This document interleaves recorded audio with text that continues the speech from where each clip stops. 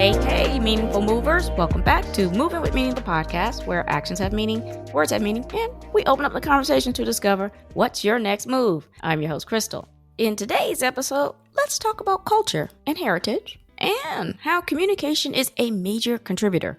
But you know how it is and what we do. We need to set that theme, so let's go ahead and do that. The word of the day is translation. This is the process to change or convert from one form to another. But for the translation to thrive in an environment must be created to support that addition. We can see all the benefits with embracing your culture and heritage. So why is it so difficult to create the space for sustainment and easy to abandon it? I have a feeling we may get into this today. That's enough of me talking. How about we introduce our guest? And there's no one better to do that than herself. Tiane, why don't you go ahead and give the people a bit of background about yourself and what you're going to share with us today? Hello, Krystal. Hi, I'm Tiane Teo, and I'm from Singapore.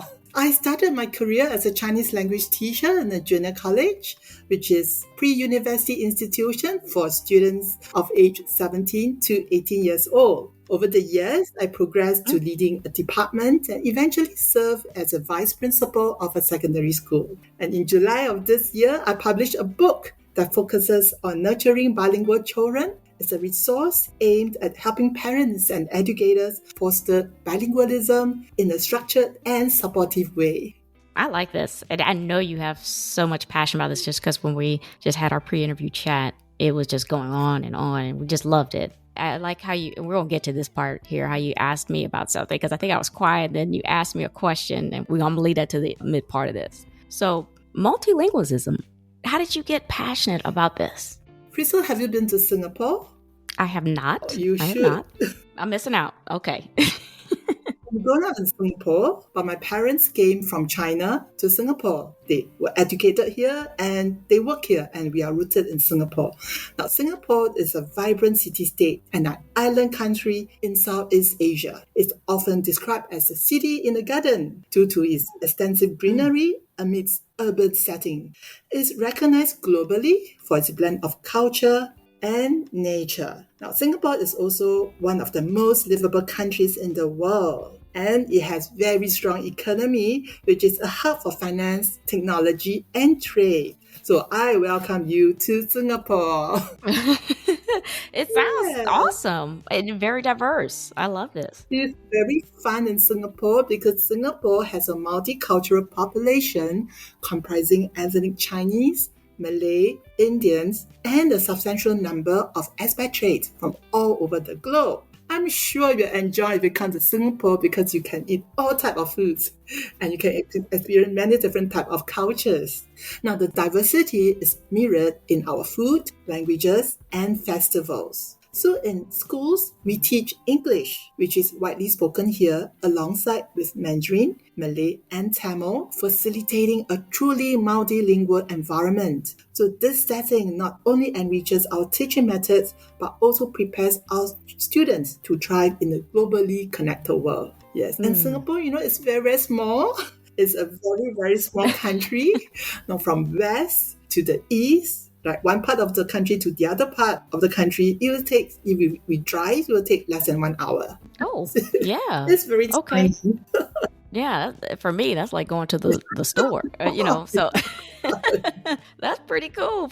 So I like the educational system. So you said English is mandatory, right? And then you also have to do a secondary language, and there's something special about the secondary language, right? Is it ethnically based? Yes, bilingualism is a cornerstone of Singapore education. So all subjects are taught in English except for our mother tongue. Mother tongue meaning, for example, I'm Chinese, I will have to learn Chinese language. However, there are different levels for Chinese language for us. If we are not so conversant or not so strong, in the subject, we can take the more elementary levels of the subject. So if you are a Malay, you will take Malay language as your mother tongue. In Singapore, when we talk about our mother tongue, it may not really be our mother tongue because most children will speak English with their parents or with their family members. So English is the dominant language in most Singapore families, especially the younger families. And so English is technically their mother tongue. So a lot of children, when they are born, a lot of babies, the parents start speaking with them in English language. Although their mother tongue may be Chinese, maybe Malay, maybe Tamil, right, for Indians. Yeah. So when we talk about our mother tongue, it's technically not our mother tongue. So many children found it a struggle to pick up the mother tongue language when they are in school. Oh, so why is the struggle for that? Yeah, because most parents are bilingual, like me, and they might be more comfortable in speaking English with their children because English is a working language in our society.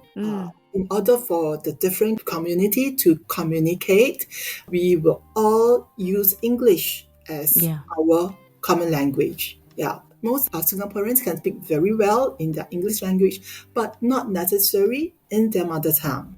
Even those family that speaks mother tongue with their children when they were young, when the children go to school, they come back, they start switching to English. Yeah. During my time, my grandparents can't speak English, so they will speak my mother tongue with me. That's why my mother tongue is very strong since young. Oh. Yeah. However, for my children, their grandparents, which is my parents, are able to speak English with them. They are also bilingual. So sometimes they will be conveniently speaking English and then lose the opportunity to practice the mother tongue, even in the family. That's why a lot of children struggle in school. Yeah, I mean, I agree with that.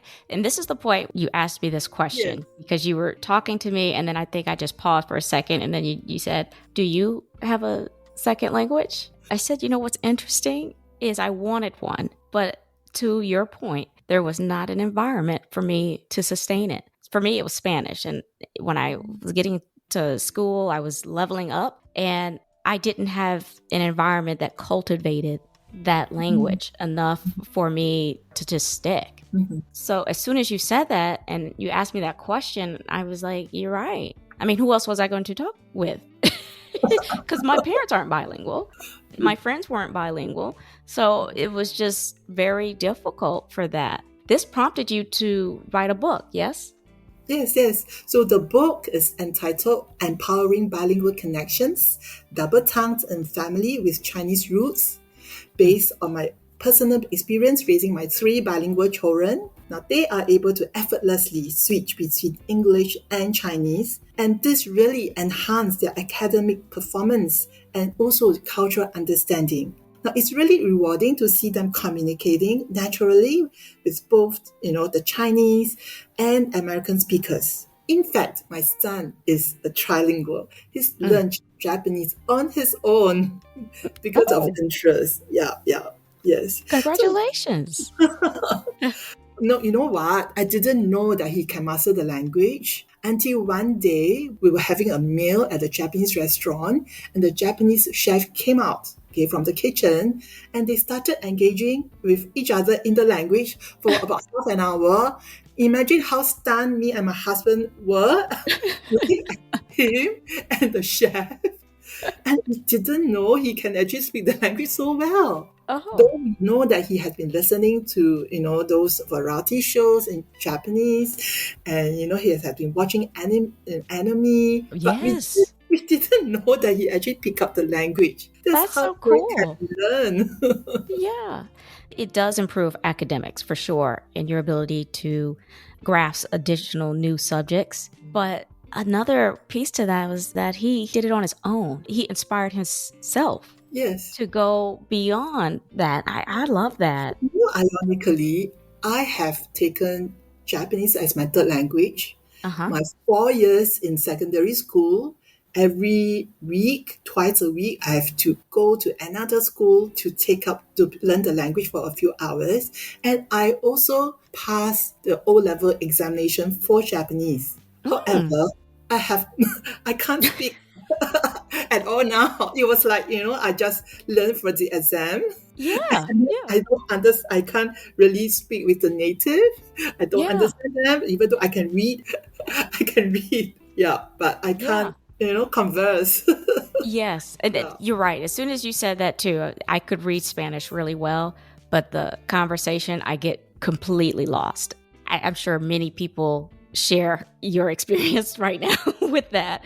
And you're right. You do everything to get through that exam. And then if you're not practicing it, it does tend to go away. And it's unfortunate. But you have some strategies, right, on how to incorporate this in the home. Yes. I mean, in the world today, technology is so advanced. I see how my child learns through all the devices, right? And so keep practicing. Practicing is important. And I think motivation is important too. The biggest challenges, not only Singapore and also in other countries, to master the language is definitely to maintain consistency and motivation, both for the parents and the children. So my book offers various strategies, from setting realistic goals to integrating language into daily activities, which help make language learning a natural and enjoyable part of our daily life. If you would like to know what are the strategies, one strategy that I offer is one parent, one language strategy, which is great for clear linguistic boundaries within the home. For example, if the father can speak Mandarin with the children and the mother speak English with the children, and to maintain it throughout. Yeah, I like that. Getting the parent involved to help cultivate that ability to just gain a different language, but they gain as well. Not only just to support their child, but they gain. It's a win-win, right? That's pretty cool. Now, another approach is minority language at home that helps strengthen a less dominant language by using it exclusively in the domestic settings. For example, in your family, right, you don't have that opportunity to speak Spanish so much. Now, if your parents could, could emphasize, on the importance of Spanish and then ensure that it's spoken in the family, right, most of the time, if not all the time, right, then the environment will be created for children. But this needs a lot of persistency. Yeah, of course. And it can be done. It can be done. Yeah, very cool. What is the optimal learning age for this? Learning age? Yes. Well, as young as possible. Even when they are, just born. Yeah, I agree. And we started doing that here for sure in Houston, where we started doing the immersion. It's called a Spanish immersion program, I think.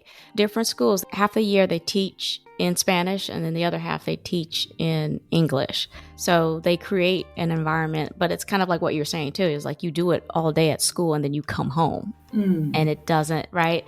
So it's like we got half of it right, but we got to do full circle piece. Yeah. So you mentioned something else, which is power of community. Yes. You want to speak a little bit about that? Yes.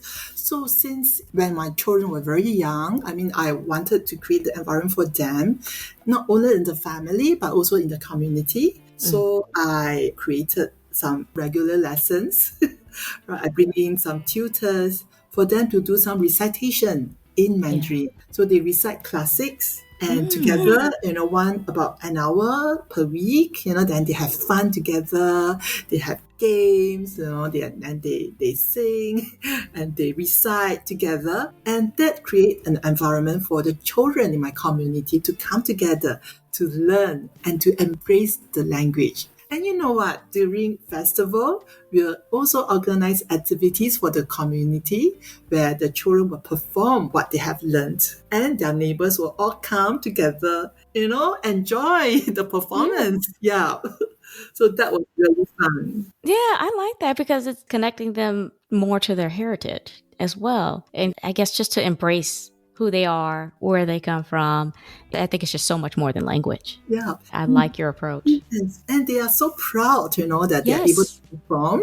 And the parents are even more proud and, that, wow, their children can actually recite, the poetry, classics, and they can memorize it so well. So it becomes a pride, of, they are proud of the language, they are proud of their, their performance. Yeah, and it reinforced, the advantage of mastering your own heritage language. Yes, I like that. That speaks to my soul when you say that. I just love that so much. Now, quick question, last one. You have a background in education. So what is your experience in trying to implement multilingualism in the educational system in Singapore? My experience is that parents' attitude is very, very important. Right? There are some parents who have negative experience for the language. For example, some of the parents, when they were in school, their mother tongue teacher might be very, very strict. They might not have a very good experience learning language, and they think that the language is very difficult to master.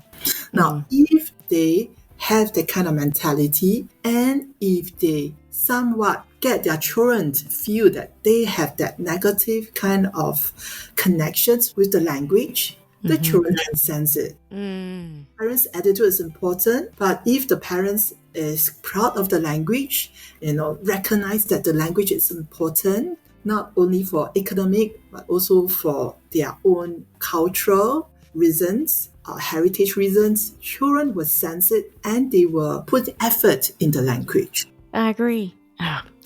So important for parents to get involved with their children, their hobbies, and all that. And I agree with you 100%. The attitudes and your tone, they can sense it. It's those unwritten rules or the unsignals that I guess I call them, is all of the cues that we project.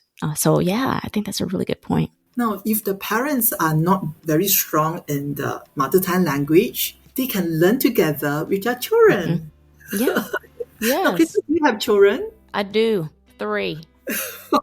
So you can start in your family. Yes. You can pick up the language again, together with them and learn together. Yeah. Yeah. My oldest wants to learn Spanish, so I think that's going to be on the horizon for the new year. So I appreciate it. Get a copy of my book. Absolutely. Heritage, but it's international. Any language. Yep. Absolutely. Great inspiration. So, Tiane, you have definitely gave us a ton of strategies and personal anecdotes and experience for yourself. Do you have any golden nuggets you want to just add some ketchup and leave the people with? Okay. Learning another language is like opening up another window. It's like having another key to open up the door of another culture. So embrace language and just learn and enjoy different languages. Look, open up a door and step into a new adventure. I love it. That's the episode today. We have many great ideas and concepts, but without a plan, strategy, and structure to execute, what chance do they have to come to fruition? Having the desire, a strong attachment to culture, and an approach is a great setup for success. It doesn't hurt to have a few strategies from lived experience in your back pocket. I truly appreciate Tiane for sharing her passion for multilingualism and sharing her perspective and strategies that she used to connect herself and children with their culture. Not only the language, but the traditions as well. Have you thought about your culture and wondered how you can find a supportive community? And if not, created your own to grow and expand language development? I love it all, and so will someone else. Before I let you go, Tiane, why don't you go ahead and remind the people who you are, where they can find your resources or reach out to you? I'm Tiane Teo Ting Ting, and my book is Empowering Bilingual Connections, Double Tongues in Families with Chinese Roots. This book can be found on Amazon, paperback and ebook version. The audio is also available in many different platforms. Yeah. Oh, very cool. Okay. I'll make sure to include all of Tiane's resources and connections in the episode description, as well as on my website's resources page, movingwithmeaning.com. Make sure you guys subscribe to the show, Moving With Me in the podcast, and tap that alert bell so you know when these episodes drop. I am on Apple Podcasts, Amazon Music, Spotify, and YouTube Music. Please share, like, repost, and follow. Tag someone. We're creating a community. Quick housekeeping before you go. Follow me on Instagram at movingwithmeaning82 and on Pinterest at Author KB Clark. Also, connect with me on LinkedIn. I do dabble in TikTok at Krystal B. Clark. My Etsy store has some handy dandy digital downloads. Lastly, run over to my YouTube channel and have a look or two. Links are in the episode. Alrighty. I'm Krystal on Moving With Me in the podcast, reminding you to take it one step at a time. All moves have meaning. Check y'all later.